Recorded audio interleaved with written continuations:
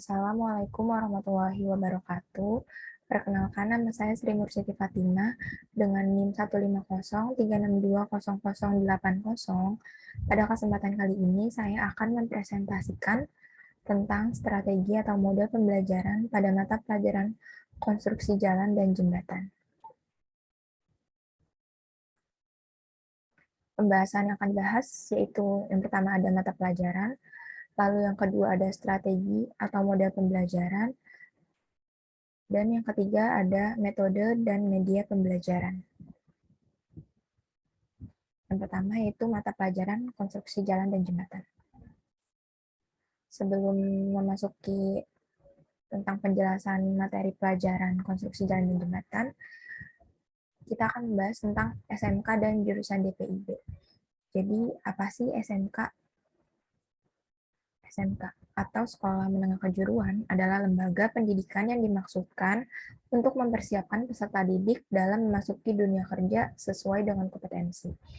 Jadi biasanya SMK memang disiapkan untuk mengembangkan kompetensi tertentu supaya jika lulus nanti siap menghadapi dunia kerja. Lalu apa sih jurusan DPIB?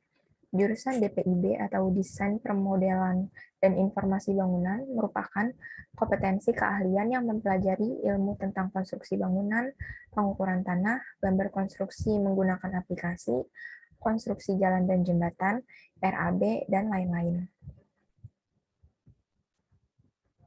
Lalu, saya memilih mata pelajaran konstruksi jalan dan jembatan dengan kompetensi keahlian desain, pemodelan, dan informasi bangunan. Lalu, kompetensi dasarnya yaitu menggambar detail konstruksi jalan dan konstruksi jembatan. Berikut adalah penjelasan mengenai materi pelajaran konstruksi jalan dan jembatan.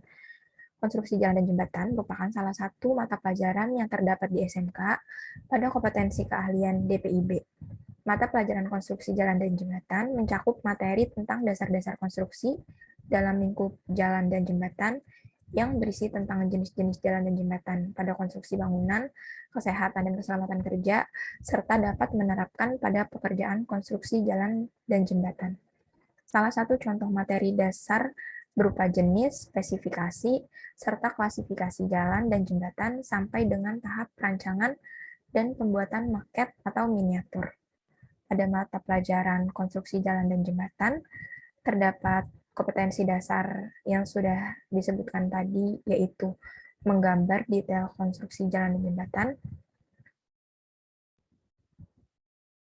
Pada kompetensi dasar ini diharapkan siswa dapat memahami materi tentang konstruksi jalan dan jembatan lebih dalam lagi, dan tentunya nantinya bisa menggambar detail konstruksi jalan dan jembatan supaya kompetensi dasarnya tercapai. Lalu yang kedua, ada pembahasan tentang strategi atau model pembelajaran. Strategi pembelajaran adalah salah satu faktor yang dapat mempengaruhi tujuan pembelajaran jika penggunaannya tidak tepat. Jika penggunaannya tidak tepat, maka dapat menghambat tujuan pembelajaran tersebut. Untuk melaksanakan strategi pembelajaran, digunakan model mengajar untuk membantu guru dalam mengaktifkan atau mengolah kelas supaya terjadi proses kegiatan belajar mengajar yang aktif. Menurut Fatur Rahman, model mengajar adalah cara-cara menyajikan bahan pelajaran kepada peserta didik untuk tercapainya tujuan yang telah ditetapkan.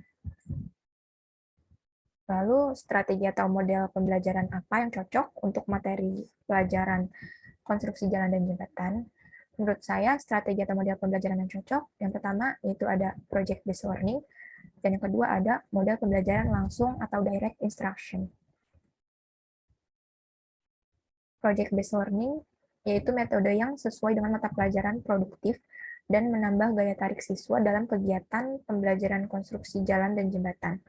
Project-based learning memberikan kesempatan kepada guru untuk mengelola pembelajaran di kelas dengan melibatkan kerja proyek.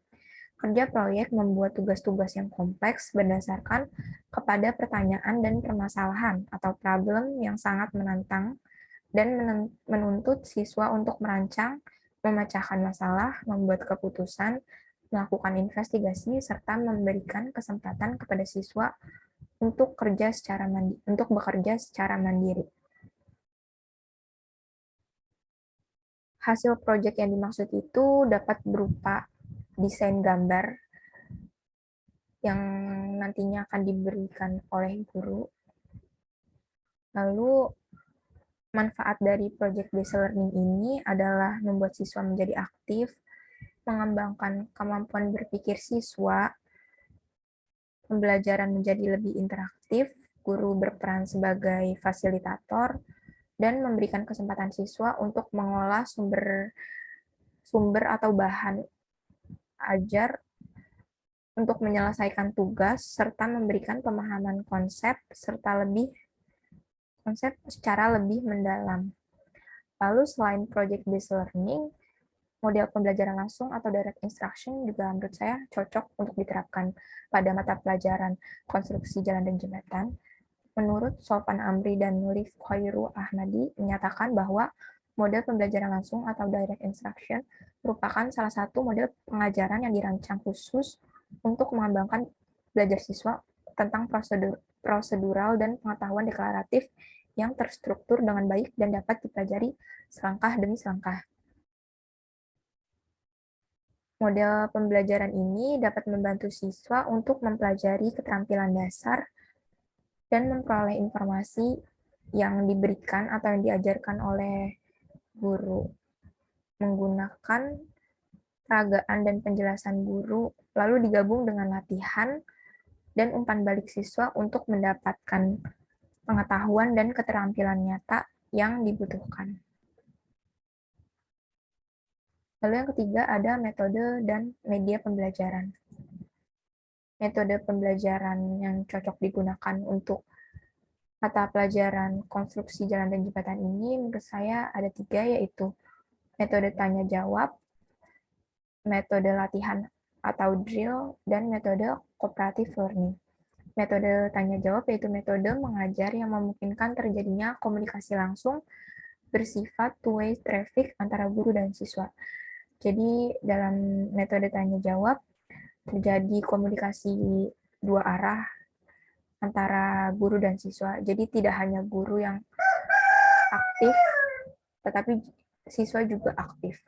Lalu ada metode latihan, yaitu memperoleh sesuatu ketangkasan atau keterampilan dari apa yang telah dipelajari. Lalu ada metode cooperative learning, yaitu metode yang memberikan kesempatan kepada anak didik untuk bekerja sama dengan sesama siswa dalam tugas yang struktur. Jadi dalam cooperative learning ini, guru akan memberikan kesempatan dengan membentuk kelompok supaya siswa dapat mengerjakan suatu proyek tersebut dengan berkelompok. Lalu ada media pembelajaran. Menurut saya media pembelajaran yang digunakan ada 2, yaitu ada e-modul dan aplikasi atau software gambar. E-modul dapat dimanfaatkan supaya bisa membantu untuk memecahkan masalah dalam tugas yang diberikan oleh guru. Lalu aplikasi atau software gambar yang digunakan ada SketchUp atau AutoCAD untuk menghasilkan tugas proyek. Penggunaan software ini akan memberikan bekal keterampilan atau kompetensi dalam menggambar dan juga sebagai pengembangan pembelajaran untuk memasuki lapangan kerja nantinya.